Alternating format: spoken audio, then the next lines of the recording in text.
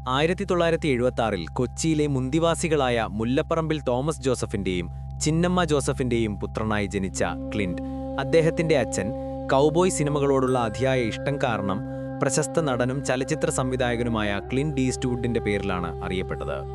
മൃദുവായ ശരീരമുള്ള, മനോഹരമായ മുഖമുള്ള ഒരു കുട്ടി.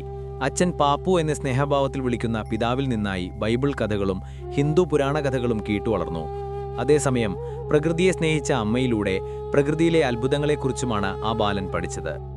ക്ലിന്റിന്റെ അനവധി ചിത്രങ്ങളിൽ ഈ കഥകളിലെ കഥാപാത്രങ്ങൾ പുനരാവിഷ്കരിക്കപ്പെട്ടതായാണ് കാണുന്നത്. വാസ്തവത്തിൽ ക്ലിന്റ് ആദ്യമായി വരച്ച ചിത്രം അവരുടെ ഇരിപ്പുമുറിയിലെ നിലത്തിൽ ചോക്കുപയോഗിച്ച് വരച്ച ഒരു തികഞ്ഞ വൃത്തമായിരുന്നു. അദ്ദേഹം 1-ാം വയസ്സിൽ പോലും എത്തുന്നതിനു മുൻപായിരുന്നു അത്. ഇത് ജോസഫിന്റെ കലാകാരനായ സുഹൃത്തായ ജി മോഹന്റെ സാന്നിധ്യം കൊണ്ടായിരിക്കണം. വീട്ടിൽ സ്ഥിരമായി വരച്ചുകൊടുക്കാറുണ്ടായിരുന്ന അദ്ദേഹം ക്ലിന്റിനുള്ളിൽ ഒരു തരത്തിലുള്ള പ്രചോദനം നൽകുകയായിരുന്നു. ബാക്കിയുള്ള കുട്ടികൾ കളികളിലും മറ്റു ദിനചര്യകളിലുമായിരിക്കാൻ സാധ്യതയുള്ളപ്പോൾ ക്ലിന്റ് വിരുദ്ധമായി കലാകാരന്റെ ചിത്രരചനാഘട്ടങ്ങൾ അക്ഷരാർത്ഥത്തിൽ മുഴുവനായും ശ്രദ്ധിച്ചു. ഏകമകനായതിനാൽ മാതാപിതാക്കൾ ക്ലിന്റിനെ സ്നേഹിച്ച് സംരക്ഷിച്ചു. അദ്ദേഹത്തിന്റെ നിറവാർന്ന ചോക്കുകൾ വാങ്ങി വരയ്ക്കാൻ അവസരമൊരുക്കി. എന്നാൽ ചോക്കുപൊടിയുമായി കൂടുതൽ സമയം ചെലവഴിച്ചത് ആരോഗ്യപ്രശ്നങ്ങളും അവനുണ്ടാക്കി. ക്ലിന്റിന്റെ ചെറുശരീരം വേർപേറി. 3-ാം വയസ്സിലെത്തിയ ഉടൻ മരണം നേരിട്ട ഒരനുഭവം ക്ലിന്റിന് സംഭവിച്ചു. ഗുരുതരമായ കിഡ്നി രോഗം ബാധിച്ചതോടെ ആ ബാലൻ കഠിനമായ വേദനയിലൂടെ കടന്നുപോയി. വയറും കൈകാലുകളും വിഴുപ്പേറുകയും ചെയ്തു. അതിരില്ലാത്ത ക്ഷീണത്തിനിടയിലും ക്ലിന്റ് തന്റെ സങ്കടം, ഏകാന്തത, സ്നേഹം എന്നിവയുമായി ബന്ധപ്പെട്ട തീവ്രമായ വിഷയങ്ങളിൽ ആഴ്ന്ന് തന്റെ ചിത്രങ്ങൾ വരച്ചു പോരുകയായിരുന്നു.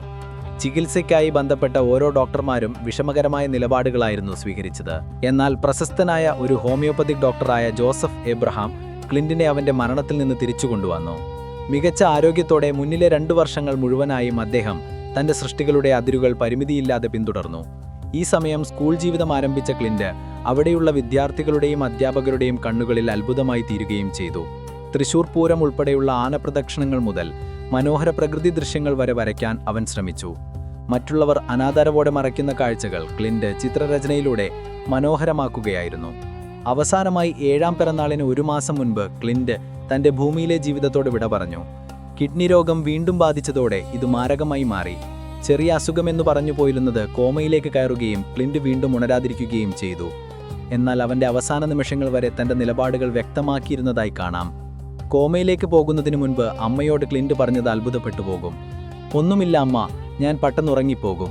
വിളിച്ചിട്ടും ഞാൻ ചിലപ്പോൾ ഉണരാതിരിക്കും. ഞാൻ വെറുതെ ഉറങ്ങുകയാണ്. ദയവായി അമ്മ ദുഃഖിക്കരുത്, അമ്മ കരയരുത്."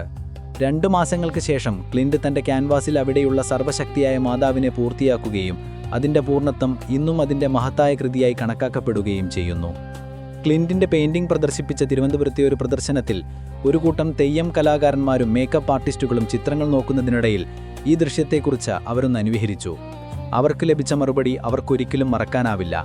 അവർ ചോദിച്ച ചോദ്യം എങ്ങനെയായിരുന്നു: "ഇവിടെ പ്രദർശിപ്പിച്ചിരിക്കുന്ന ഈ ചിത്രം മുച്ചിലോട്ട് ഭഗവതിയുടെ തെയ്യമാണ്. ഞങ്ങൾ തെയ്യത്തിന്റെ മേക്കപ്പ് ചെയ്യുമ്പോൾ അത് പൂർത്തിയാക്കാറില്ല. കാരണം അത് പൂർണ്ണമായാൽ ആ കലാകാരൻ ഉടനെ മരിക്കുമെന്നാണ് ഞങ്ങളുടെ വിശ്വാസം. എന്നാൽ ഈ തെയ്യം അക്ഷരാർത്ഥത്തിൽ പൂർണ്ണമായും പൂർത്തിയായിരിക്കുന്നു." ഈ വാചകം ആ കേട്ടുനിന്നവരെയെല്ലാം ആശ്ചര്യപ്പെടുത്തി.